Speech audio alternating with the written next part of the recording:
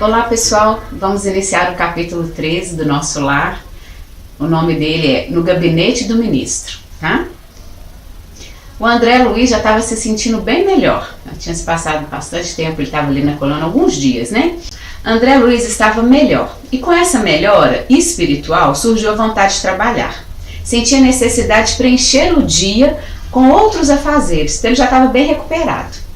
Aí ele ficava recordando os 15 anos da clínica dele lá na Terra, que ele trabalhou 15 anos, e sentia um vazio no coração porque ele podia ser útil e estava muito parado ali. Aí ele se sentia como um vigoroso agricultor em pleno campo, de mãos atadas e impossibilitado de atacar o trabalho, assim que descreve no livro. Ele se via cercado de enfermeiros e não podia se aproximar. Ele ouvia gemidos nos apartamentos ao lado e não podia ajudar, nem com a função de enfermeiro.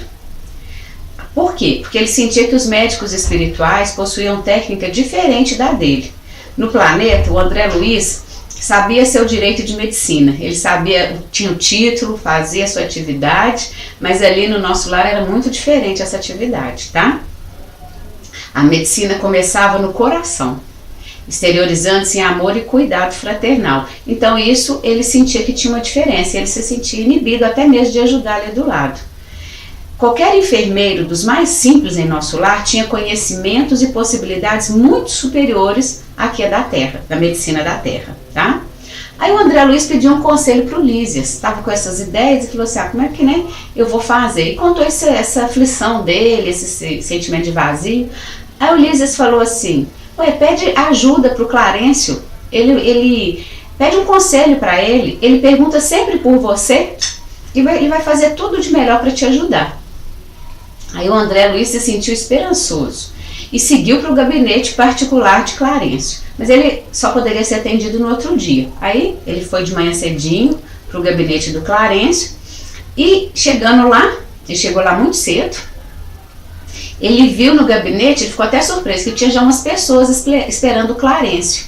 E aí, todos querendo conversar com o Clarencio. E o Clarencio já estava atendendo outras solicitações.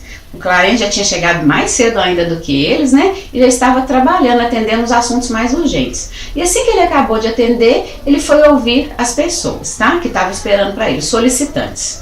Aí ele começou a chamar esses solicitantes 2 a 2. Entravam 2 juntos. Aí entrou uma senhora idosa e o André Luiz, eles entraram junto. E o André Luiz sentiu aquilo meio estranho, mas depois ele viu que era para aproveitar o aprendizado de um para o outro. Então, ele atendia de 2 para o quê? Para aquela forma, porque o parecer que o ministro desse era para servir também de informação para o outro, tá? Sempre ganhando tempo e proveito. Aí o André Luiz entrou na sala de Clarencio, e a senhora foi primeiro ouvida, ela foi que ia ser a primeira a ser ouvida, porque ela chegou antes do André Luiz, então tinha uma ordem lá de precedência, tá? Aí o ministro foi muito cordial e falou assim, pode começar a falar, né? Deixou eles bem à vontade.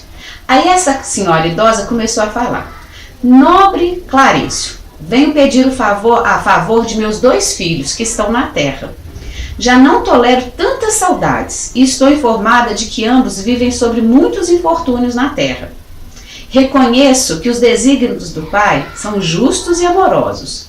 No entanto, sou mãe, sinto-me angustiada e começou a chorar copiosamente. E o ministro, bondoso, dirigiu-lhe um olhar fraterno e respondeu, mas se a irmã reconhece que os desígnios do Pai são justos e santos, que me cabe fazer? O que eu posso fazer, né? Aí ela falou, desejava que me concedesse recursos para protegê-los eu mesma, nas esferas da terra. Que eu descesse e fosse eu mesma lá proteger meus filhos. Aí o Clarencio falou, minha amiga, só no espírito de humildade e de trabalho é possível proteger alguém. Que me diz de um pai terrestre que desejasse ajudar os filhinhos mantendo-se em absoluta quietação no conforto do lar? Se ele só ficasse quietinho dentro de casa é que ele não deixasse a pessoa viver. O pai criou o serviço e a cooperação como leis que ninguém pode trair sem prejuízo próprio.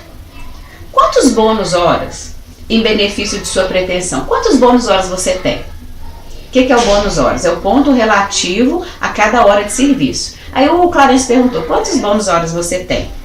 Aí ela respondeu, 304. Aí o Clarence falou, é de lamentar, pois aqui se hospeda há mais de 6 anos e só possui 304 horas de trabalho.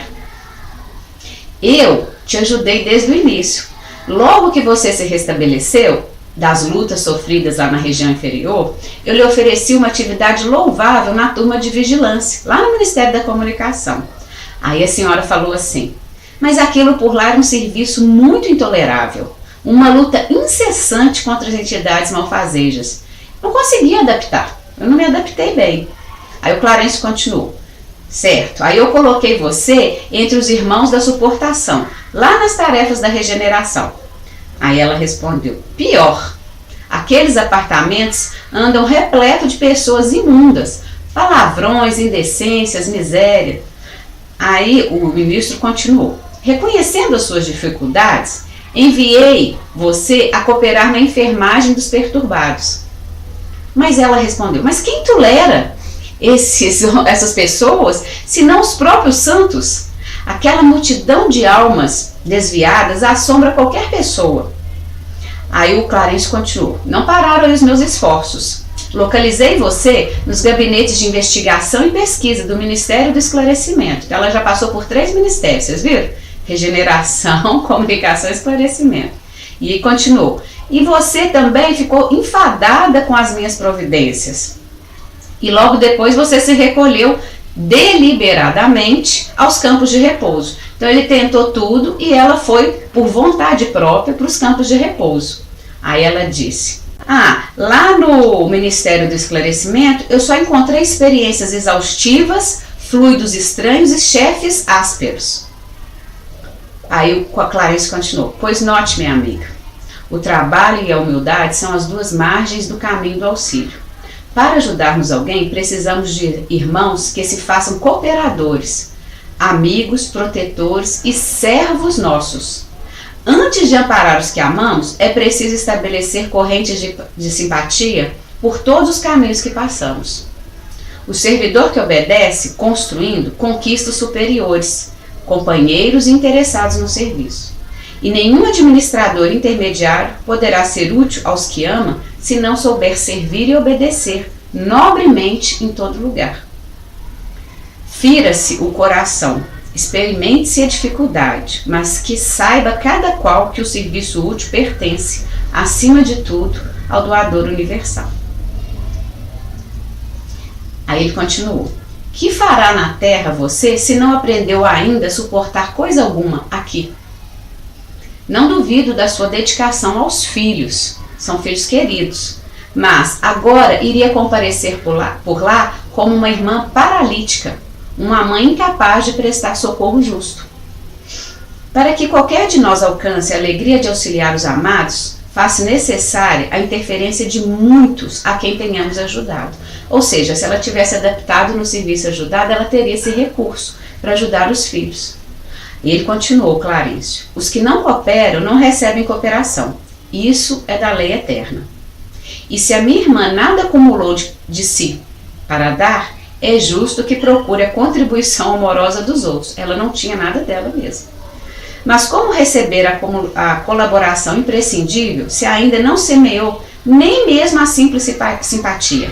Ela nem estava ainda nas correntes da simpatia. Como que ela poderia ter recurso, ter a ajuda de outros companheiros para ajudar os filhos?